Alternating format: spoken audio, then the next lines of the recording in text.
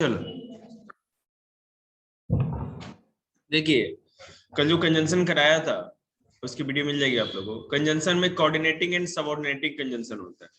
Coordinating and subordinating conjunction हम लोग कल कोऑर्डिनेटिंग कर लिए थे पूरा। अब हम लोग सबऑर्डिनेटिंग के ऊपर काम करेंगे और बहुत ही मजा आने वाला है। कंजंक्शन क्या सबऑर्डिनेटिंग। देखिए कंजंक्शन जो है सबऑर्डिनेटिंग कंजंक्शन है। इसमें कंजंक्शन ऑफ टाइम की बात हो रही है। ठीक है, बात किस पे हो रही है? कंजंक्शन ऑफ टाइम की। अब देखो कंजंक्शन ऑफ टाइम का मतलब है, मैंने कल बताया था, before, after, since, as soon as long as, still, until, when, whenever, as, ये सारे आते थे। अब इस पे मैंने बता भी दिया था। कंजंक्शन ऑफ कॉजेज और रीजन भी बताया था आप लोग को, मैंने, याद होगा। कंजंक्शन ऑफ प्लेस आपको बताते हैं। ठीक है, इसमें वेयर, वेयर एवर, व्हेंस, ये सारे आते हैं। मैं सेंटेंस समझाता हूँ आपको। You can find her where she works. अब देखो वेयर एक कंजंक्शन है। आवाज आ रही है गुड़िया तुमको? ठीक, वो कहाँ है? आ रही है? तू समझ में आ रही बात तुझे? ठीक, यू कैन फाइंड हर, आप उसे खोज सकते हो जहां वह काम करती है। यू कैन फाइंड हर, आप उसे खोज सकते हो। वेयर सी वर्क, जहां वो काम करती है। ठीक है, तो प्लेस की बात हो रही है ना, जहां मतलब प्लेस। वेयर एवर मतलब जहां कहीं भी। इसको देखिए कैसे, ये मैंने इसलिए कंजंक्शन स्टार्ट किया है क्योंकि आपको पता है कि आपके स्पोकन में भी बहुत ज्यादा काम आएगा। They may sit wherever they like, वे जहां कहीं भी चाहें बैठ सकते हैं। दे मे सीट, वो बैठ सकते हैं। वेयर एवर दे लाइक, जहां भी वो पसंद करें, जहां भी अच्छा समझे। ही मस्ट गो वेंस ही केम, जहां से, वेंस मतलब जहां से। ही मस्ट गो वेंस ही केम, उसे वहां चले जाना चाहिए जहां से वो आया था। ठीक है, आ रहा है समझ में? आ रहा है? उसे वहां चले जाना चाहिए जहां से वो आया था। He must go whence he came, whence मतलब जहां से, ही केम मतलब आया था, जहां से वो आया था उसे वहां चले जाना चाहिए। ठीक है,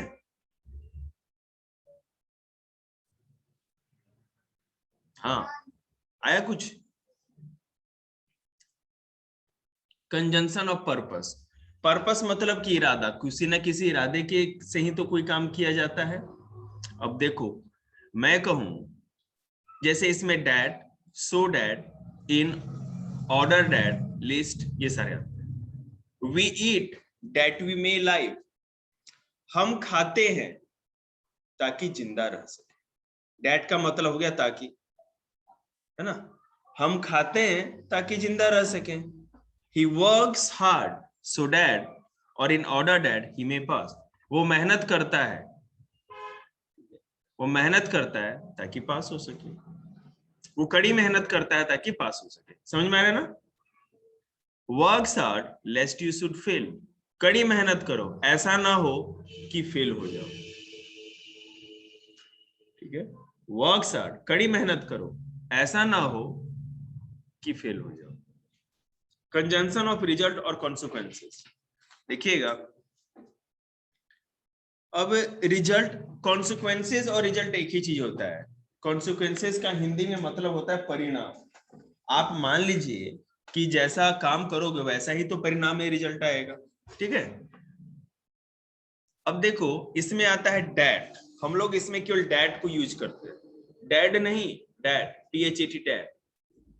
सी is so weak that she can not walk, वह इतनी कमजोर है कि चल नहीं सकती। ठीक है, बोलो बेटा। हाँ, वह इतनी कमजोर है कि चल नहीं सकती, वॉक की बात करें, वर्क नहीं, walk, walk. She is so weak that she can not work और कांट वर्क।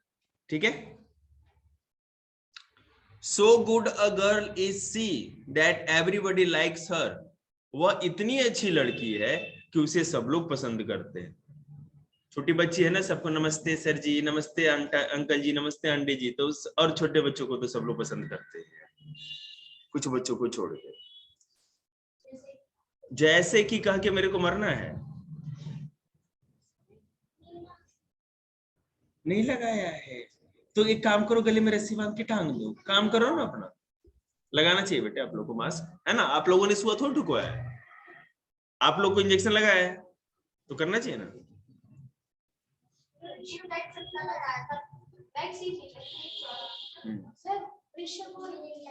जो लेके आया बेटे लगा लो ना, हाथ में लेके नाचने का क्या फायदा है। अब अगर आप क्या किया हो तो पढ़ा ले थोड़ा। Such was her behavior that we all disliked her. उसका ऐसा स्वभाव है, उस लड़की का ऐसा स्वभाव है कि हम सभी उसे नापसंद करते। स्वभाव मतलब बिहेवियर, बिहेवियर मतलब स्वभाव, समझते? बिहेवियर जैसे कोई आएगा कहीं पर, हाँ, conjunction of condition, way conjunction, ठीक है, जो कंडीशन बताते हैं, मतलब कौन किस कंडीशन में है या कैसी कंडीशन है। जैसे इसके लिए if, unless, as if, provided या प्रोवाइडेड डेट आता है। आपको मैं बता दूं, प्रोवाइडेड या प्रोवाइडेड डेट एलएलबी की मतलब लॉ वाली बड़ी बड़ी किताबों में लिखा जाता है, इस वर्ड को यूज किया जाता है, इस कंजंक्शन को। आपको अपने क्लास में तो कहीं भी 9-10 तक देखने को भी नहीं मिलेगा, समझ रहे हैं ना? प्रोवाइडेड और प्रोवाइडेड डेट, इसका मतलब होता है बशर्ते की, है ना? मैं आपको समझाता हूं। If you play well you will be selected, यदि आप अच्छा खेलोगे, खेलते हो, सॉरी, यदि आप अच्छा खेलते हो तो आप सिलेक्ट हो जाओगे। समझ में आ रहा है?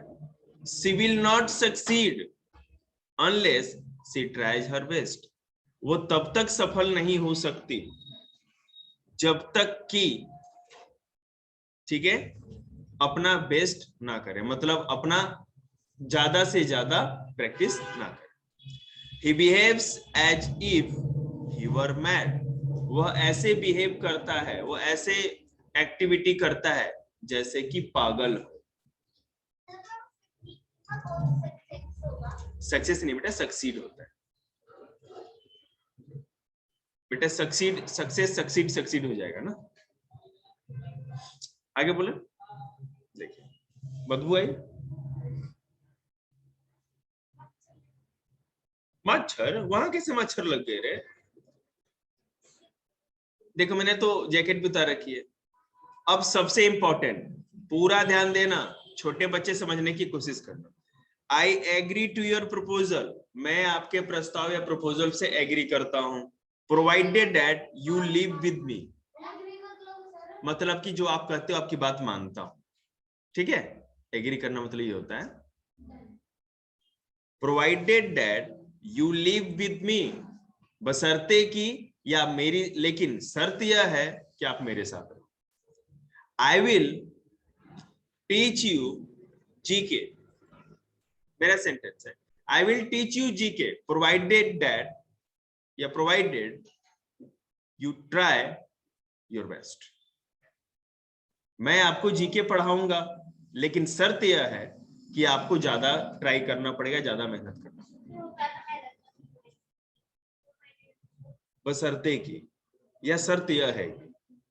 कहते हैं ना, मैं, मम्मी कहेगी ना कि क्या कहते हैं, जा भाई शुभम अभी संडे बाजार लगे जाके ये चीज ले आ, तो हम लोग तो भूल गए, सारी सब्जी आ गई, ये चीज रह गई, लेकिन मैं ले आऊंगा, लेकिन शर्त है मेरी, एक शर्त है, शर्त यह है ना कि आने के बाद तुम मुझे 20 रुपए दो, या मेरे को अभी 20 रुपए दो तब मैं जाऊंगा, ये बोलते हैं ना हम लोग हर बार ऐसा।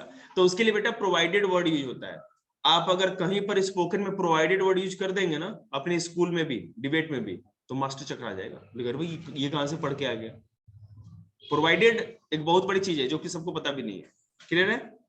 और कंजंक्शन में सारे वर्ड सबको मिल जाएंगे, प्रोवाइडेड मिलना मुश्किल।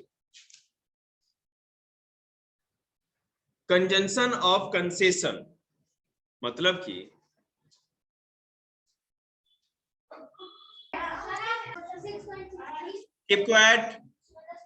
बाद में देखो कंजंक्शन ऑफ कंसेशन क्या होता है, ध्यान दीजिएगा जरा। आपने हर जगह ये वर्ड सुने होंगे अपने इंग्लिश की बुक में, हम लोग जब रीडिंग करते हैं तो। ऑल्दो और दो, ALTHOUGH और THOUGH, ये सब सुनते रहते हैं। इसका मतलब क्या होता है, कैसे यूज करते हैं, देखिए। शी इज ऑनेस्ट, ऑल्दो या दो शी इज पुअर। वह ऑनेस्ट है, वो लड़की जो है ऑनेस्ट है, फिर भी हाँ ईमानदार है, फिर भी गरीब है। ऑल्दो या दो का मीनिंग होता है फिर भी, ठीक है। Aastha is intelligent girl, although she didn't get good marks in her paper। But भी यूज कर सकते हैं, बिल्कुल सही कर सकते हैं। अच्छा, Aastha is a good girl, although her brother always fight with her। But भी यूज हो सकता है, लेकिन ऑल्दो भी हम यूज करेंगे, ठीक है। जहां लिखा हो आपको पता होना चाहिए जी। कंजंक्शन ऑफ कंपैरिजन, कंपैरिजन तुलना करने वाले एक दूसरे से, एज देन, ये दोनों वर्ड यूज होते हैं। देखिए जैसे क्या, he is as tall as I, Shivam is as tall as Kate. Shivam उतना लंबा है जितनी की बिल्ली।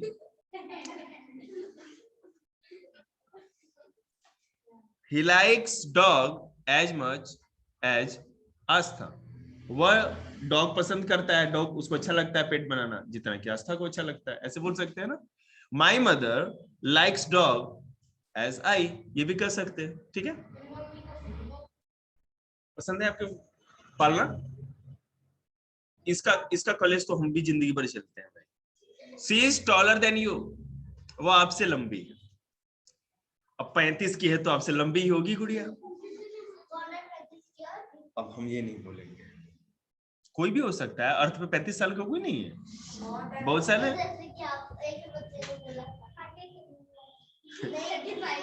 फिर मैंने उसको यहाँ दबा के जो बुद्धि चमकाई थी, देखी नहीं थी तुमने?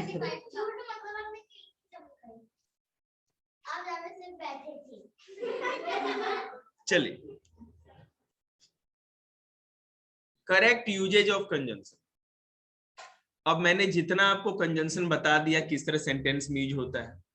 देखो करेक्ट यूजेस का मतलब देखो बड़े क्लासेस के लिए होती है, मतलब अभी कुछ मत कर, जब पढ़ाए तो बीच में ना ठूसा कर, ठीक है ना। लेकिन फिर भी मैं कुछ जो इंपॉर्टेंस है वो आपको बता ये रहने देते हैं, क्योंकि अगर जानते हो ये यूजेज बताएंगे ना तो लेंदी हो जाएगा, आप लोग बहुत छोटे हो अभी, ठीक है ना, आप लोग के लायक नहीं है, ये बड़े क्लासेस के लिए। तो